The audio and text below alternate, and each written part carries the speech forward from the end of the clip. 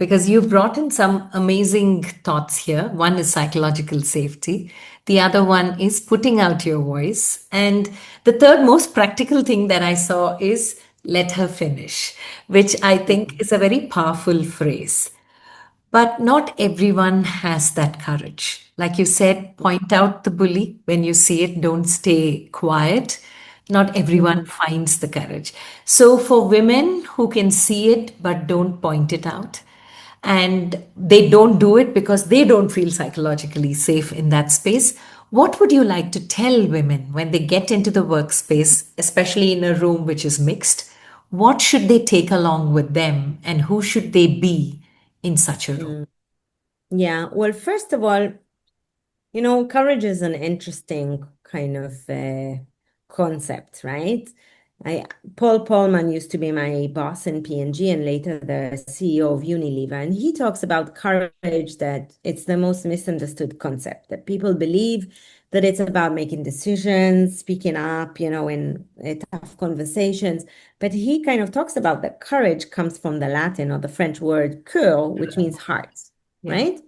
The really courageous leaders are those who lead from the heart. And I think what gave me courage in tough situation is knowing I'm not doing it for myself.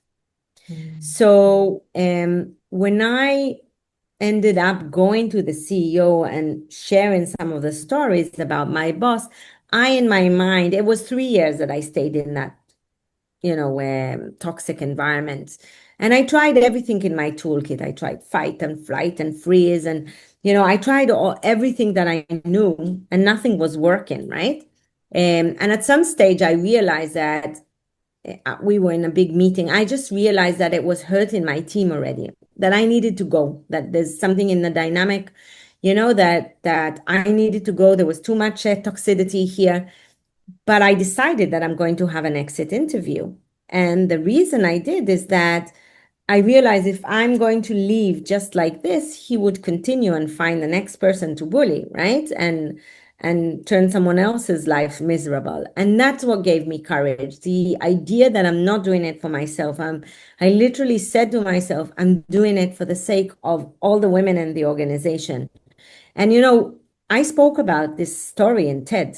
Imagine, right? The TED has 250 million is yeah, Yeah.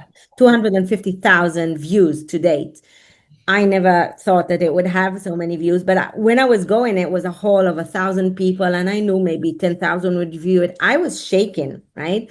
And I kept reminding myself that it's not a story about me or him in any way. It's a story about all those women out there, okay? That hopefully would give them courage to speak up. Hopefully, and the beautiful thing is I got so many calls from women that got courage to do some kind of big move. For men, that, I tell the story of how first time I cried in the office with my first boss, he told me, never be embarrassed. It's a sign of passion and not a weakness. And I had a call from a male colleague of mine who told me just after seeing your TED, my favorite employee came to the office and she started crying. And usually I would be stuck for words and, so embarrassed. But now I had a text answer. It's like, I see you're really passionate about it. How can I help? Right. So he was like so grateful. And I even had a call from this guy in Australia that told me, I saw your TED. I wanted to say thank you. I realize I'm an asshole. What do I do? Right. And we started working together in a coaching capacity. And he tried a new approach. He was a head of sales in a very big company. And he tried a new approach and he was shocked how love delivers so much better results than fear. And, he actually left his job and he's now the asshole eradicating coach. That's kind of, he decided to take it and make it his business. So, how do we drive courage? Remember, it's something bigger outside of you. Okay. Yeah. Um, and remember, you have a responsibility. You were hired for your brains and your wit and your skills, and you have a responsibility to wrong the rights.